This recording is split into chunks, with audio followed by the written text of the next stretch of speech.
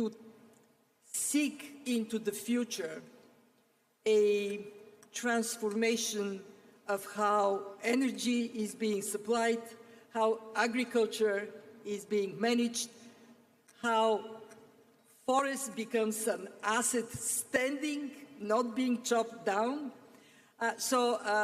President Ruto, you talk about green industrialization for Africa being once-in-a-lifetime opportunity.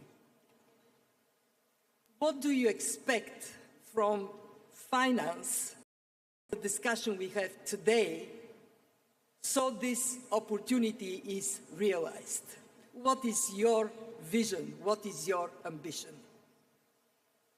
Thank you very much, Kristalina.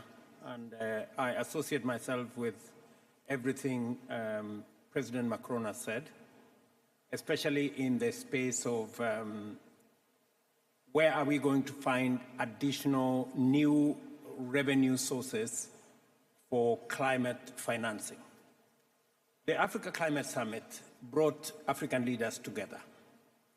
And for a very long time, Africa has been in the corner of problems.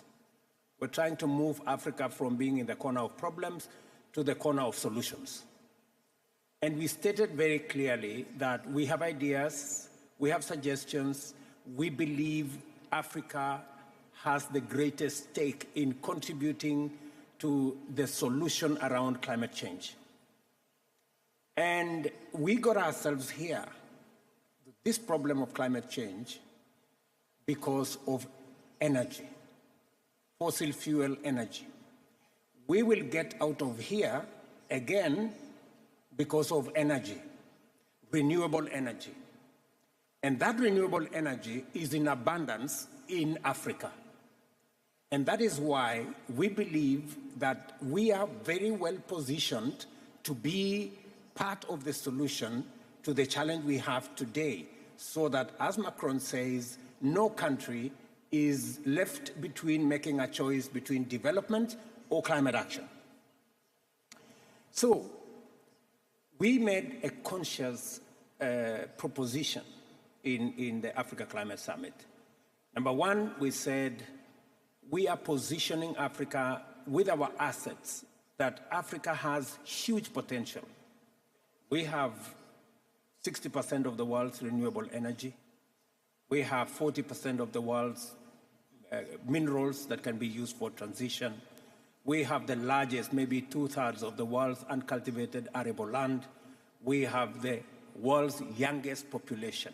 So we have real assets that we can bring to the table to solve the problem of climate change and to solve the problem of development. And that is why we said three things are therefore very important. With our assets, we believe that the solution going forward is how do we tap into the huge green energy opportunity, potential and opportunity in our continent. We are lacking technology and we are lacking capital. And therefore, three things come into the equation. Number one, how do we unlock the resources that have been committed? Whether it is in loss and damage, and I'm very happy that we've made progress in the last few days, thanks to UAE and other partners. How do we then look at the international financial architecture? How do we empower World Bank? How do we empower the IMF to do more concessional funding? How do we reorganize their governance so that those countries that did not exist, many of them in Africa, when the IMF and the World Bank were brought into being, how do we get them to have a say? How do we speak to recapitalizing these multilateral development banks? How do we improve on liquidity? The subject SDRs President Macron was talking about. How do we deal with the real issue of exaggerated risk that is destroying African governments? You know, how do we de-risk African investments? And how do we bring on board finances from the private sector? And therefore, ultimately we came down to green industrialization is a big opportunity. Big opportunity, why? Because we have the green energy. We have the green raw materials, whether it is bauxite, whether it is steel, whether it is iron ore. We can export very many green products out of Africa, whether we are talking about bauxite, aluminium, steel, green products to Europe in terms of food products. So Africa has the potential. We have the opportunity. We have everything that we need to power our green industrialization. And that is the reason why we are very clear about what is lacking. That is climate finance. And that is why we are willing to go all the way to the launch we are going to make in this scope of a new framework, what we called in Nairobi a new global financing charter. We're going to have a global financing framework according to UAE, and we are going to have here another framework aligned, synergized, so that by next COP, we will have a new financial pact that brings on board resources. How do we collect additional resources? Is it tax? Is it carbon pricing? How do we leverage on carbon markets?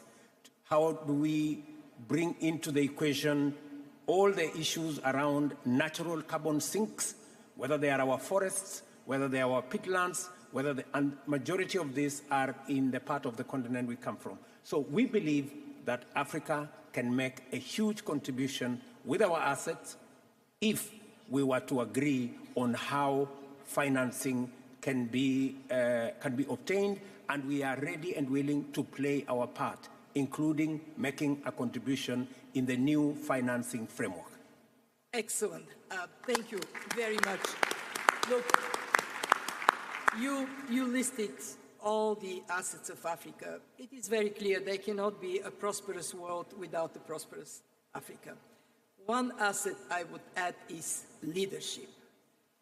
Fantastic to have leaders on the continent that have that vision that you just presented to us. We made a small correction at the IMF by adding a third chair to represent Sub-Saharan Africa. Problems are not solved, but we made a small installment. For which we are grateful. I want to turn to Rishi Sunak. The UK took the lead on placing climate finance at the center of discussions in COP in Glasgow.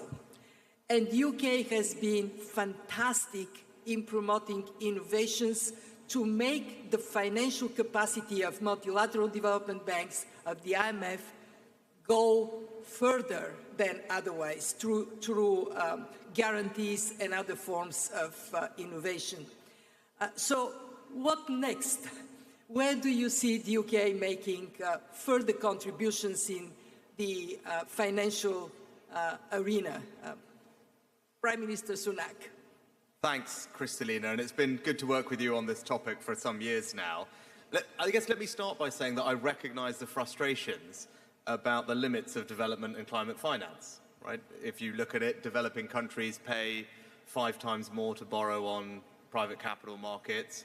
Investment in renewables is growing at an extraordinary pace, but right now, I think less than 2% of that is going into Africa. Yep. And, you know, President Ruto has argued previously, others have, that that situation is completely indefensible.